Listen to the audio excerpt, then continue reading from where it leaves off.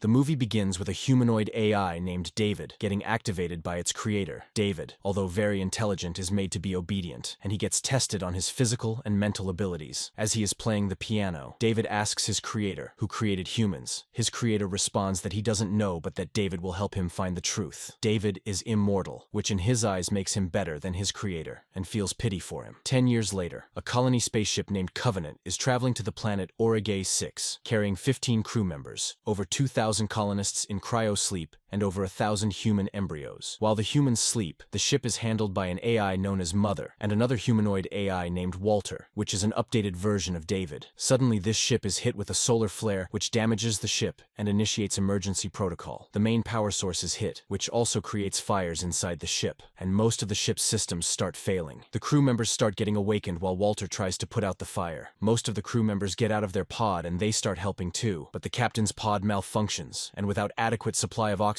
the pod self-destructs and kills him. The surviving crew manages to put out the fire, but 47 colonists and 16 embryos are lost. The captain was loved by his crew and is mourned by them. His death hits Daniels more as he was her boyfriend. We see her watch old videos of him and crying. Orem takes over as captain, and he tells the crew to get back to work and repair the ship's sail immediately. Some of the crew members are still in shock after losing their captain and ask for some time to have a funeral, but Orem tells them if they don't fix the ship now, they could lose more people. Tennessee then goes out on a spacewalk to repair the main damage. He cautiously reconnects the sails back to their slot, which immediately turns the power back on. But just before he returns to the ship, he gets a transmission that is distorted. The crew inside check their comms, but there is no problem from the end. The transmission ends a few seconds later, and Tennessee rushes back to the ship. The crew then plays the transmission to the ship, and as it gets analyzed and its distortion gets a little clearer, one of the crew members recognizes the noise to be a song from Earth. Everyone is confused how a song from Earth is getting transmitted in another galaxy, so they ask the ship to trace the location of the transmission. The ship then traces the transmission to a nearby planet that is perfect for human habitation. Everyone is more confused on how they missed a planet, while the research is being done for habitable planets. This planet is much closer and has a better living condition and the closest gravity to Earth, which makes it a much better colony than Origay 6. Some of the crew suggest they check this planet out, and if it is indeed habitable, then the colony should be set up here. Orem agrees, and he gathers a crew to land on the new planet. Daniels expresses her concern in private and tells Orem that going to a planet they know nothing about can be very dangerous. Orem tells her this won't take much time, and if there is any issue, they will continue their journey to Origay 6. The crew reaches the planet a few days later. Tennessee, Rix, and Upworth stay on board the ship, while the rest of the crew takes a small shuttle and dives into the planet. The planet is covered in a massive storm, which cuts off communication to the main ship. Maggie stays in the shuttle to work on getting in contact with the Covenant again, while the others leave to explore the land. The world they find is full of rich vegetation and breathable air, yet somehow they can't see or hear a single sign of animal life. Walter locates the exact location of the transmission, so while the rest of the team walk up the mountain, Kareen and Ledward stay to take samples. While Kareen is working, Ledward gets a little bored and he steps away to have some cigarettes, but he accidentally steps on some circular balls that release tiny infectious life forms that enter his body through his ears and disperse using his bloodstream. Meanwhile, the team finds a giant ship that has crashed. They trace the transmission from the inside, so they enter it cautiously. The team keeps going and finds creepy statues representing some alien race, plus the military tags and a picture that belong to Dr. Shaw from the missing ship Prometheus, and one of them accidentally presses a button which activates the ship,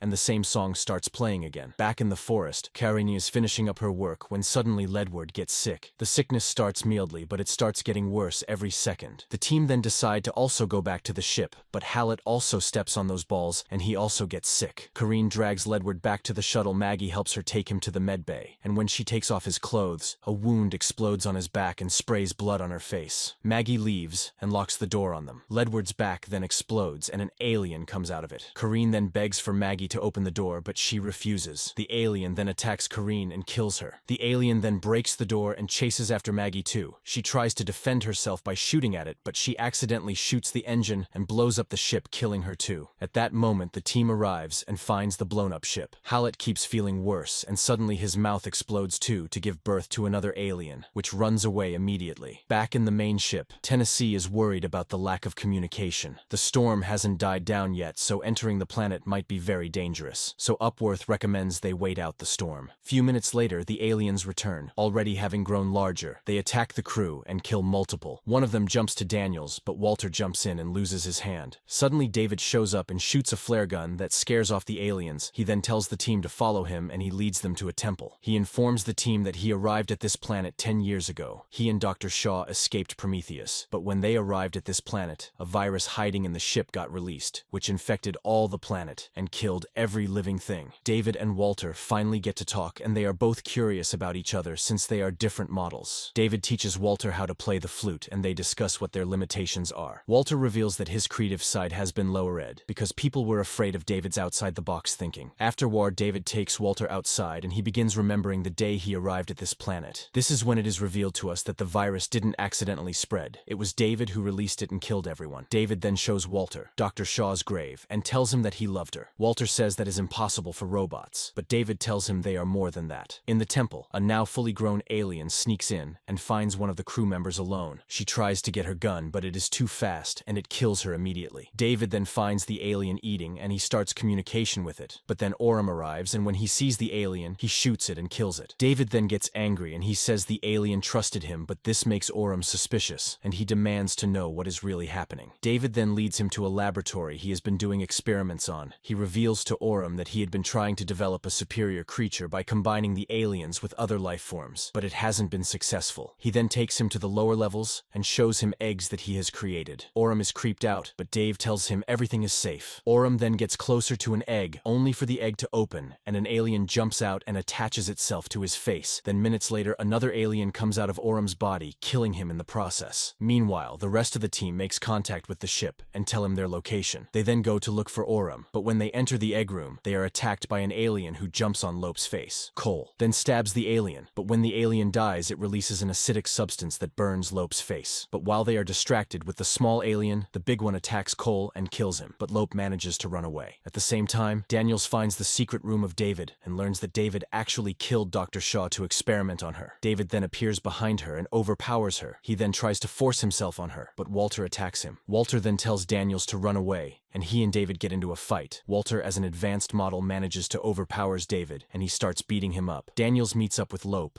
and they put a beacon down to give the Covenant their location. Soon Walter joins them as well, and the three of them jump onto the Covenant as it gets close to the ground. They then enter and shut the door, but the alien also manages to jump on the bottom of the ship. Daniels then goes outside while keeping her body tied to the ship with some rope. Then she proceeds to shoot at the alien. The alien dodges her shots, but with coordination with Tennessee, they manage to capture the alien with a crane and crush it, killing it. Upworth helps Lope get treatment for his burns, while Daniels helps Walter repair his face. Once everyone has recovered, the crew gets ready to re-enter cryo-sleep and continue their journey to Origay 6. But suddenly, an alarm rings around the ship announcing there's an unidentified life form on the ship. Daniels and Tennessee rush to the medbay, only to find Lope dead after an alien came out of him too. Upworth and Rix also get killed shortly after. While they are taking a shower, Walter tracks the alien and tells Daniels where it is. Walter then lures the alien to the back of the ship. Daniels comes up with an idea to throw out the alien, so she and Tennessee go to the back of the ship,